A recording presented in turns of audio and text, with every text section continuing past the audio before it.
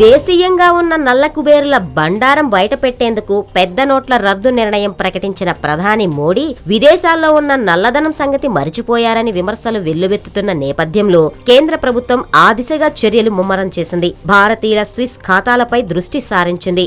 ఒక్క నవంబర్ నెలలోనే 5 పేర్లను రాబట్టగలిగింది. తాజాగా స్విట్జర్లాండ్తో సమాచార మార్పిడికి సంబంధించి నూతన ఒప్పందం సైతం చేసుకుంది.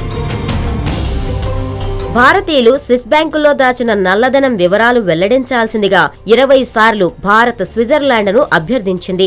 ఈ దిశగా భారత్ సత్ఫలితాలను సైతం సాధిస్తున్నది. స్విస్ ఖాతాదారుల్లో ఓ రియల్ ఎస్టేట్ దిగ్గజ సంస్థ మాజీ సీఈఓ, ఢిల్లీకి చెందిన ఓ మాజీ ఉన్నతాధికారి భార్య, దుబాయ్కి చెందిన భారత సంతతి పెట్టుబడి బ్యాంకర్, భారత్ నుంచి పారిపోయిన ఓ ఉన్నత స్థాయి వ్యక్తి, అతని భార్య, యుఏఈకి చెందిన హోల్డింగ్ కంపెనీ, విదేశాల్లో ఉంటూ ట్రేడింగ్ వ్యాపారం చేస్తున్న కొందరు గుజరాత్ వ్యాపారులు ఉన్నారు. వీరిలో చాలా మంది పన్నులు ఎగవేసేందుకు విదేశీ కంపెనీల ద్వారా స్విస్ బ్యాంకుల్లో పనామా, బ్రిటిష్ వర్జిన్ ఐలాండ్స్ తదితర ప్రాంతాల్లో ఖాతాలను కలిగి ఉన్నట్లు అనుమానిస్తున్నారు. 2018 సెప్టెంబర్ నుంచి ఖాతాదారుల సమాచార మార్పిడి చేసుకునేందుకు భారత్, స్విట్జర్లాండ్లు గత వారం కొత్త ఒప్పందం కుదుర్చుకున్నాయి. ప్రస్తుతం పెండింగ్ లో ఉన్న అభ్యర్థనలను ద్వైపాక్షిక పన్నుల ఒప్పందం ప్రకారం పంపారు. పెండింగ్ ట్యాక్స్ విషయంలో పరిశోధన కోసం భారత్ చేసిన అభ్యర్థనలపై స్విస్ చర్యలు చేపట్టింది. ఈ మేరకు ఇప్పటికే కొందరు భారతీయుల పేర్లను స్విస్ అధికారులు తమ ఫెడరల్ గెజెట్ నోటిఫికేషన్లో వెల్లడించారు. స్విస్ చట్టాల ప్రకారం లాంఛనాలు పూర్తయితే కొన్ని కేసుల్లో సమాచారం లభించే అవకాశం ఉంది. భారత్కు సత్ఫలితాలు.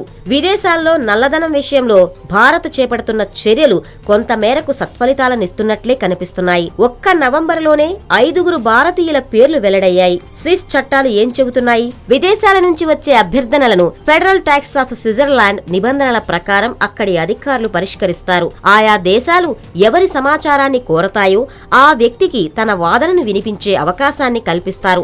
మొత్తం విషయాన్ని సదరు ఖాతాదారునికి తన సమాచారం కోరిన దేశానికి సంబంధించిన అభ్యర్థనలను పరిశీలించే అవకాశం సైతం ఉంటుంది. ఖాతాదారుని వాదనలు సరైనవి కావని నిర్ధారణ అయితే అతని సమాచారం కోరిన దేశానికి అందజేస్తారు. భారతీయుల ఖాతాల్లో నిల్వలు భారీగా పడిపోయాయి. స్విస్ జాతీయ బ్యాంకు తాజా సమాచారం ప్రకారం 2006లో భారతీయుల ఖాతాల్లో 23,000 కోట్ల నిల్వలు ఉండగా 2015 ముగింపు నాటికి 8,392 కోట్లకు పడిపోయాయి.